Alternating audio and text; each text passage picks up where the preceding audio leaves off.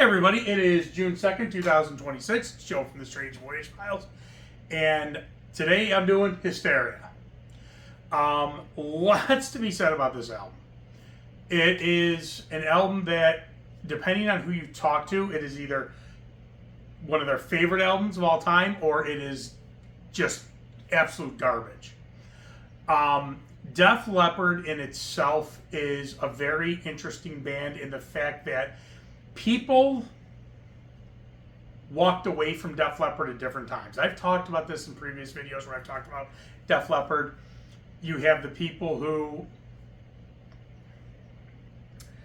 after High and Dry, after their first two absolute metal albums, said, that's it, I'm done with them. You have people who hung around for Pyromania, people who left after Hysteria, and then people like me who left pretty much after Adrenalize, after the Steve era was over. Yes, Steve was dead by the time Adrenalize came out, but he wrote over half the songs. And Phil even played the guitar like Steve. I do love the first 5 albums. I think they're solid albums all the way through. I think the first 2 are the best by far. And Pyromania is pretty darn close to it.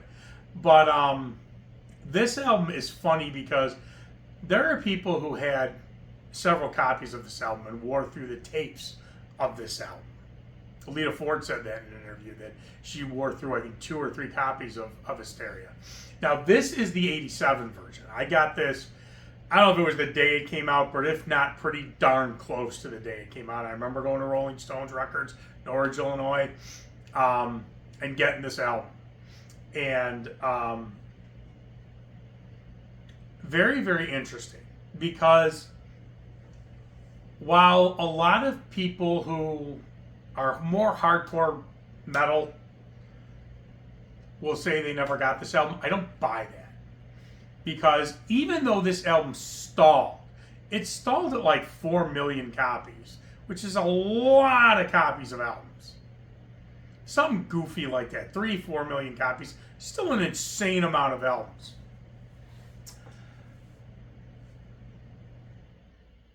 People may have bought this album and said this is garbage and tossed it, but I don't believe everyone who says, I never got it, I never even got that album, I don't believe that. I mean, some did, but I don't believe everybody who says they did not get this album. Because they're just liars. The numbers, the numbers don't jive up. Now, also, the first single in the U.S. was Women. And it is probably, in my opinion, a failed attempt at the most 1980-81 attempt to be Def Leppard by Def Leppard on the album. Very poor attempt. I don't like that song very much. And you'll see. I think that people who liked the first 2 albums and were okay with Pyromania, hearing that single, still would have bought the album. So, it's not the greatest thing. Nobody was saying Women was a great song. And I don't know why they started off with Women. Because I'm pretty sure in the rest of the world they started off with Animal, which was a much bigger hit. And I do like that song. A lot of people hate that song. But I still think Women had enough pound to it for people who were straight, metalheads to say, okay, I'll buy this album. Let's see what's on it. They may have gotten it and said, oh my God, this is garbage. But I don't buy everybody who said, I never bought that album, I never bought that album. Just, it doesn't add up. Now, that being said, I do remember getting, or watching, whatchamacallit, MTV. And the premiere was a big thing. It was Headbangers Ball. Maybe it wasn't Headbangers Ball. Maybe it was regular. And I don't know. But I do remember the premiere of Women and just going, oh, shit. This is bad. This isn't good. Oh, this isn't Rock of Ages. This isn't fooling. And at that time, 87, I'm like 13 years old. At that time, Pyromania is really what I know Def Leppard. It's really all I know of Def Leppard. And that's when I'm like, this is not fooling. This is not Rock of Ages. What is this? I didn't like it. So a lot of people didn't like it. All right, let's take a look at this. And I actually can pull my singles out too because I have the singles. Again, this is the one from '87. But I do want to show you this. I do have that, and that Black Sabbath album is just the hide wires. But I got this. Volume 4 signed by Bill Ward. Hopefully you guys can see that. From Premier Collectibles. Certified and everything. It just came in the mail. So, yeah, that's pretty darn awesome. All right. So this guy. This is the big one. And this is where a lot of people who were not into hard rock or heavy metal bought this album. I don't buy that it's a glam metal album. I know a lot of people kind of say, oh, this is glam, this is glam. Yeah, I don't know. I don't get it. I don't believe it. I don't think this is a glam metal album. I don't think Def Leppard was ever glam metal by any means. They were hard rock. And, you know, I'm going to say it in every video I ever do. Much as Joe Elliott wants, I want to get as high up as when the book of rock is written, I want to be as close to the Stones as possible. Yeah. Well, you would have if you kept doing music like this, at least. Especially, or like Pyromania. Slang just knocks you out of that book. But again, so this is the '87 version. All right, let's go through. Let's see where this album goes. All right, again, women. Starts off with women. 3. I like the song now more than I did. Really didn't like it in the beginning, but it's okay. It's an average song. 3. Kind of generous with that. Rocket, which was a big hit with everyone. I've hated that stupid song since the second I heard it. When that video, which was played every 5 minutes on MTV, would play, I would turn that stupid thing off. Rocket is a 1. It's garbage. All right, Animal. I love it. A lot of people who do not like this album, who do not like Def Leppard at this point, say this is the perfect example of where Def Leppard went into the garbage. It's a 5. It's got a great rhythm. It's a I love it. I love Animal. Love Bites, the big hit. I believe it was #1 single in the U.S. It's good. Again, I'm sick of it at this point, but again, I have to go back to '87. And did I listen to this song a lot? Yes, I did. It's a 4. Pour Some Sugar on Me. Now, remember, before that song comes out, the album stalls. Again, at like 3 million, 4 million copies, which is a lot, but they had spent so much time in the studio that was just enough to pay them back. They weren't going to make any money. Isn't that crazy? Sell 3 or 4 million albums, you're not going to make any money. Pour Some Sugar comes out, it explodes. This album goes insane. And I believe Pour Some Sugar on Me was like the last song written. I do have that Animal Instinct book. And I believe Joe Elliott tells the story like it was him and Mutt.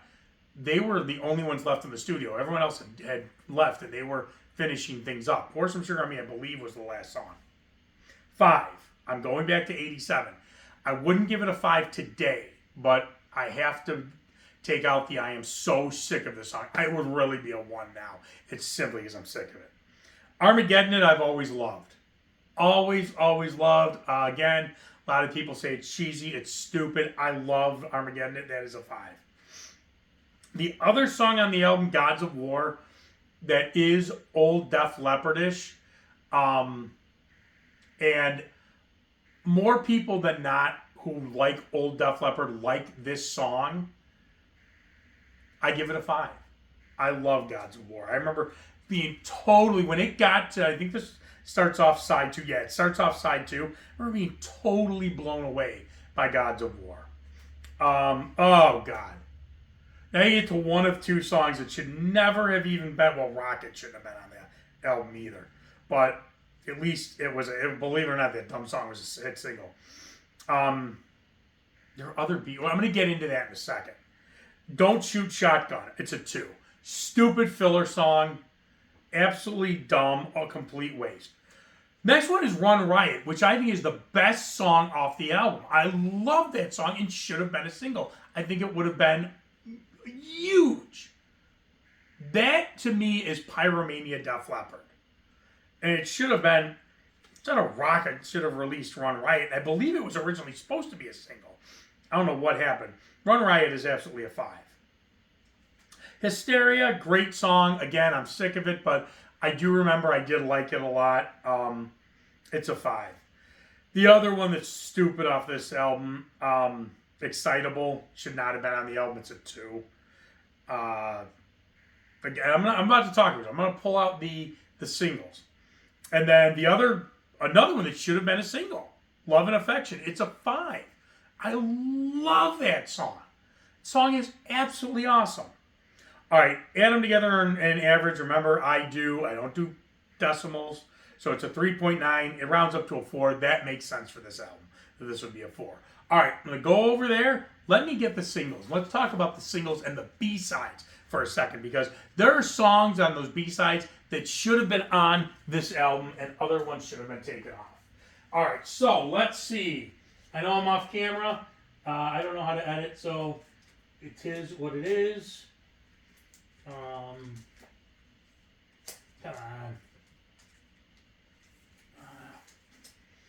All right, we'll start with this one. This is the 12-inch one that I have. Then I'll pull the other ones out. Armageddon It. Back with Ring of Fire. Absolutely Ring of Fire should have been on this album. 100%. Get rid of Rocket. Get rid of Don't Shoot Shotgun or Excitable. Ring of Fire is an awesome, awesome song. And the fact that it just got relegated to a B-side. Now, I believe in that Animal Instinct book. And correct me if I'm wrong, because I haven't read it in 25, 30 years. This was, Ring of Fire was supposed to be a single.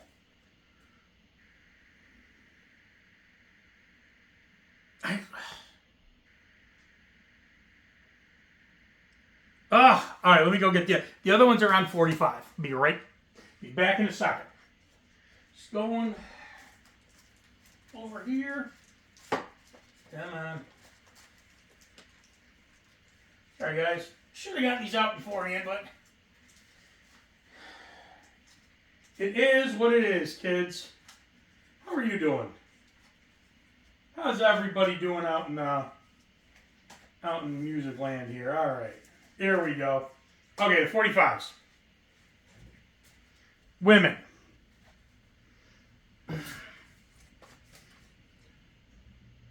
Back with the track that was played on the American Music Awards and was supposed to be a single, Tear It Down.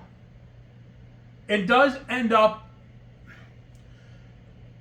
on a bad version on Adrenalize. Tear It Down, my God! What a great song, and this version's awesome! And again, this harkens back to old Def Leppard. Why this was shelved for a B-side, maybe it was to push women. I don't know if they just realized it wasn't a good idea to use that song. I don't know. I got two. Oh, I got 2 in here. All right, I'll do that last. Pour Some Sugar on Me, the big one. We're back with I Want to Be Your Hero. A good song. Is it better than Loving It or Excitable and It's better than Rocket. Everything's better than Rocket. It's on the same par as far as I'm concerned with Excitable and Don't Shoot Shotgun. So, all right, let me pull these 2 out now. Put these in the same, 2 in the same sleeves, I guess, to protect them. Hysteria with Ride Into the Sun from the Def Leppard EP. I can see why that's a B-side. And the reason I say a great, good song, and definitely better than the 3 songs I think suck, but it's more of a nostalgia thing, so I can see why that would be a B-side. That makes sense. And then you have Rocket, the song that absolutely sucks. Back with Release Me. It's a joke song with Stumpus Maximus. I don't even know he's like... he's like in their road crew or something like that. That sucks. I don't. He had been with Def Leppard forever, so friends. I think from when they began. So he would. I get the story goes. He would always walk around singing and whatnot. So they kind of said, "Hey, as a joke, we'll let you sing this B-side song." And I think it's a cover. I don't know. Don't really care. It's not definitely not anything that should have been on the album anyway. But Tear It Down and Ring of Fire, absolutely. Get rid of Rocket. So here's what I would have done. Gotten rid of Rocket between those and Excitable. Excitable just, oh man, it should have been a one, I guess. Get rid of Rocket and Excitable. Put on Tear It Down and Ring of Fire. And I could live more with Don't Shoot Shotgun. Now, you also have to remember, there's Desert Song and Fractured Love. And I still think there is a song we have not heard from. Desert Song and Fractured Love are awesome. And those two songs are old Def Leppard. So I guess that's why Joe, you got to remember a lot of these decisions are Joe. Because Sav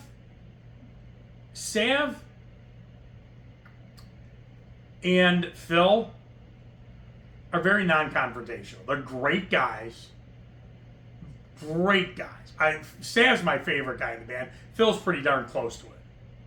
Great guys. Rick Allen, again, a great guy. I love the man. But at this point, first of all, he doesn't write. Very few writing credits. And also, he had just come off an injury and whatnot, so he's not going to say anything. And Steve is another non-confrontational. And the poor man is killing himself. God, it breaks my heart. How easily forgotten Steve Clark is. Joe makes these decisions. Yes, they're band decisions, but they do what Joe said. Joe would be the Tony Iommi of Def Leppard. Ozzy, Geezer, and Bill. Geezer,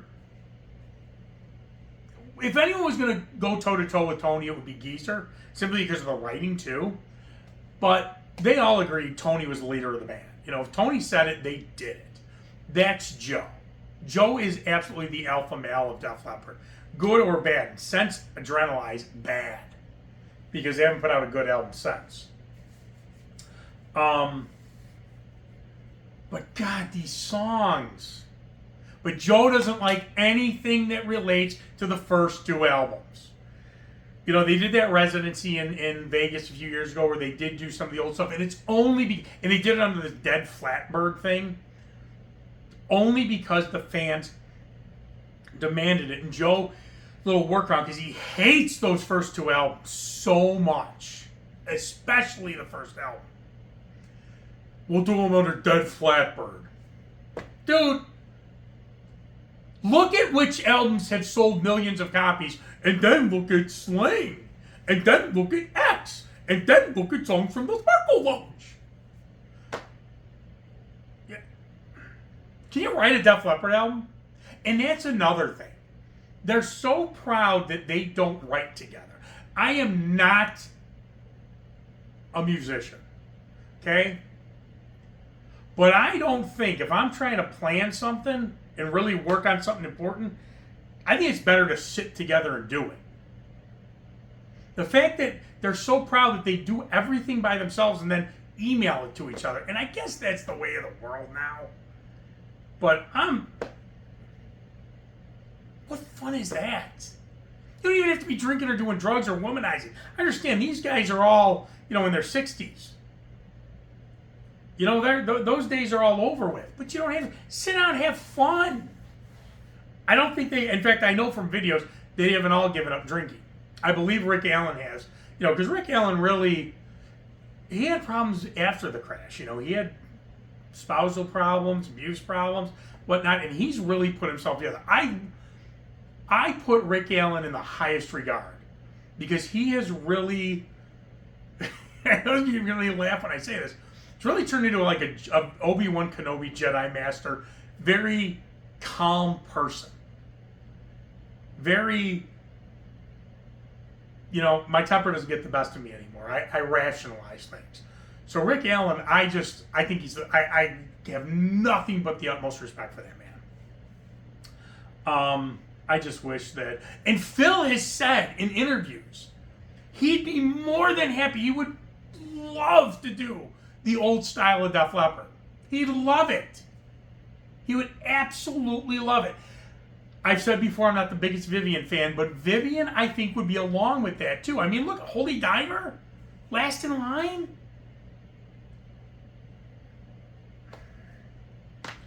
All right, so Hysteria, it's a 4. Yes, it's a very good album. Is it an album I listen to often? Not at all. Is it an album I listen to certain songs to from time to time? Absolutely. But I don't think it deserves the hate that it gets from a lot of people. You know, and I could go on a laundry list of people from 1987 till now that just, you know, say the album sucks, the album sucks, the album sucks. Okay, God bless, man.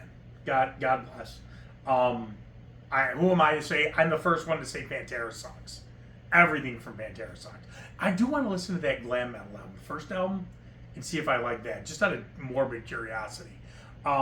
So I can't sit there and criticize anybody for not liking Hysteria, because the first, you know, they can come back and say, hey, you don't like Pantera, you don't like, you know, you're only a fair weather fan of AC/DC, you hate Guns N' Roses, you hate Rush.